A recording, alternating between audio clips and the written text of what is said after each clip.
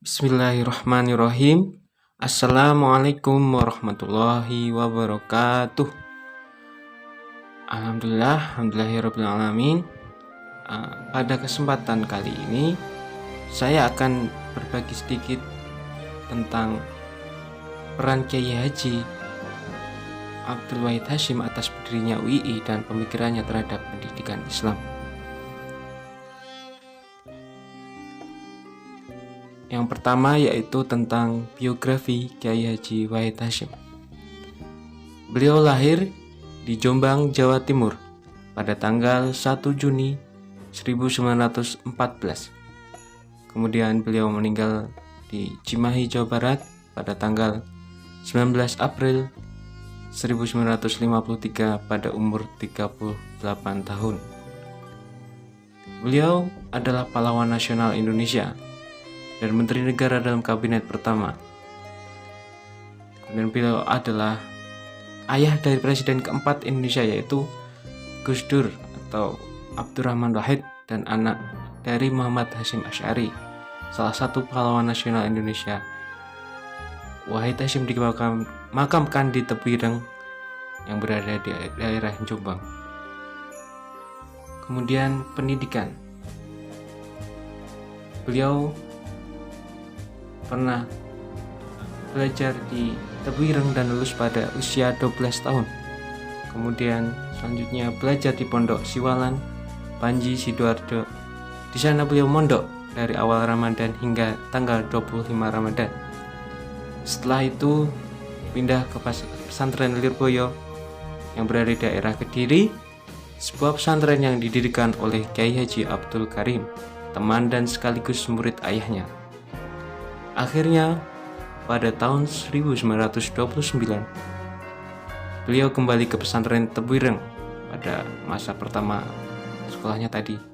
Pada pertengahan tahun 1932, Wahid Hasyim pergi ke Tanah Suci di samping untuk menunaikan rukun haji.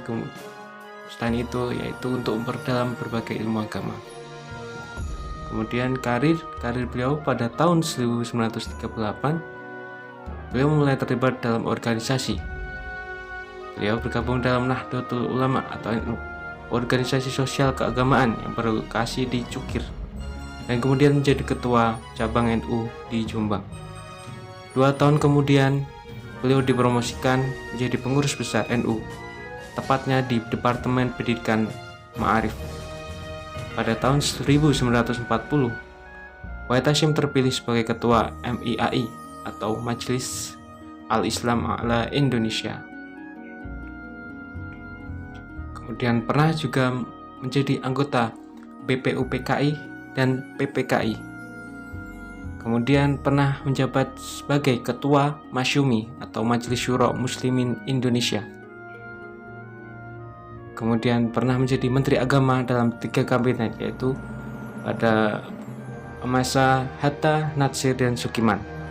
Kemudian menjadi pendiri PTIN yang kemudian berubah menjadi IAIN yang sekarang menjadi UIN, Universitas Islam Negeri. Kemudian berikut adalah beberapa karya buku beliau. Yang pertama yaitu Nabi Muhammad dan Persaudaraan Manusia, terbit pada tahun 1950. Kemudian Kebangkitan Dunia Islam.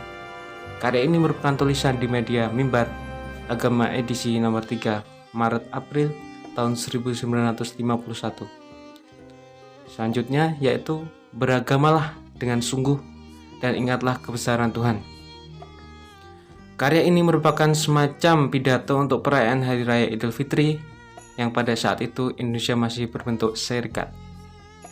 Karya yang selanjutnya yaitu Hari Raya sebagai ukuran maju mundurnya umat, diterbitkan dalam berita Nahdlatul Ulama nomor 3 tahun ke-7 Desember 1937 halaman 2 sampai 5. Kemudian selanjutnya yaitu Arti dan Isi Al-Fatihah. Berita Nahdlatul Ulama nomor 14 tahun ke-7 15 Mei 1938 halaman 1 sampai 3. Karya selanjutnya yaitu Islam Agama Fitrah atau Dasar Manusia. Suara Muslimin Indonesia nomor 7 tahun ke-2 April 1944, halaman nomor 2-4. Latihan lapar adalah kebahagiaan hidup dan perdamaian dunia. Penyiaran Kementerian Agama nomor 4 309, halaman 3-4. Dan karya selanjutnya yaitu Perkembangan Politik Masa Pendudukan Jepang dari Nota Politik November 1945. Sebenarnya masih banyak karya-karya yang lain, tetapi saya hanya menyebutkan beberapa saja.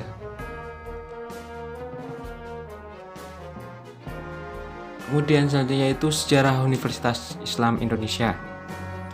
Pada tahun 1945, sidang umum Masyumi atau Majelis Syura Muslimin Indonesia dilaksanakan pertemuan dihadiri oleh beberapa tokoh politik di kemukaan masa itu, termasuk diantaranya yaitu Dr. Muhammad Hatta, Wakil Presiden pertama Indonesia, Muhammad Nasir, Muhammad Rum, Kiai Haji Wahid Hasyim. Salah satu keputusan dari pertemuan ini adalah pembentukan Sekolah Tinggi Islam atau STI oleh tokoh-tokoh terkemuka tersebut. STI kemudian didirikan pada tanggal 8 Juli 1945 bertepatan dengan 27 Rajab 1364 Hijriah dan berkembang menjadi sebuah universitas yang disebut Universitas Islam Indonesia atau UII sejak tanggal 3 November 1947 untuk memenuhi permintaan akan sebuah pendidikan tinggi yang mengintegrasikan pengetahuan umum dan ajaran-ajaran Islam. Awalnya, UI memiliki 4 fakultas, yaitu Fakultas Agama, Fakultas Hukum, Fakultas Pendidikan, dan Fakultas Ekonomi, yang mulai beroperasi pada Juni 1948. Sekitar 7 bulan kemudian, UI terpaksa ditutup akibat agresi militer Belanda. Banyak siswa dan dosen bergabung dengan tentara Indonesia untuk mengusir Belanda. Pada awal 1950-an, tak lama setelah perang, UI harus memindahkan aktivitas perkuliahan di beberapa tempat di kota Yogyakarta. Bahkan sempat menggunakan Keraton Yogyakarta dan rumah dosen sebagai ruang kelas. UI mengalami banyak perkembangan antara 1991 sampai dengan tahun 1970 di bawah kepemimpinan Prof. Mr. RH.AA. Kasmat Bahuwinangun dan Prof. Dr. M. Sarjito. Selama masa jabatannya, beliau membantu mengembangkan Fakultas Syariah dan Fakultas Tarbiyah, serta memperluas UI ke Purwokerto dengan mendirikan Fakultas Hukum dan Syariah di sana. Dari tahun 1964 sampai 1970, di bawah kepemimpinan Prof. Dr.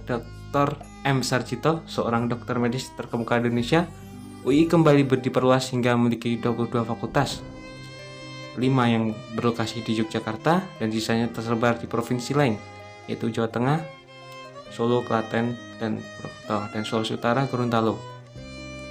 Bidang studi yang ditawarkan adalah ekonomi, hukum, syariah, tarbiyah, teknik, kedokteran hewan, dan farmasi. Namun ketika peraturan pemerintah melarang UI menyelenggarakan kegiatan pendidikan di luar Yogyakarta, maka UI harus menutup kampus-kampus cabang. Beberapa dari kampus cabang yang ditutup ini kemudian menjadi bagian dari lembaga pendidikan lokal. Contohnya adalah Fakultas Kedokteran Universitas 11 Maret yang ada di Solo, yang cikal bakalnya adalah Fakultas Kedokteran UII di Surakarta yang ditutup pada tahun 1975. Pada awal 1970-an hingga 1982, UI mengalami perkembangan dan pembangunan fisik mencakup kantor dan gedung fakultas. Dimulai dengan kantor pusat yang berada di Jalan Cikditiro. Pembangunan gedung ini kemudian diikuti dengan pengembangan 3 kampus lain yang terletak di sejumlah lokasi di Yogyakarta. Selama periode ini, beberapa fakultas di UI juga memperoleh status akreditasi dan juga memprakarsai kolaborasi dengan lembaga baik nasional maupun internasional seperti UGM, King Abdul Aziz University, Arab Saudi, dan The Asia Foundation. Sejak awal 1990-an sampai saat ini, UI telah mengembangkan kampus terpadu yang terletak di Kabupaten Sleman di bagian utara Provinsi Yogyakarta. Sebagian besar fakultas UI telah berlokasi di lahan seluas 25 hektar sampai dengan semester ganjil. UI memiliki 8 fakultas dan berbagai 5 program diplomatika, 22 program sarjana, 3 program profesi, dan 8 program magister, dan 4 program doktor, serta lembaga-lembaga pendukung.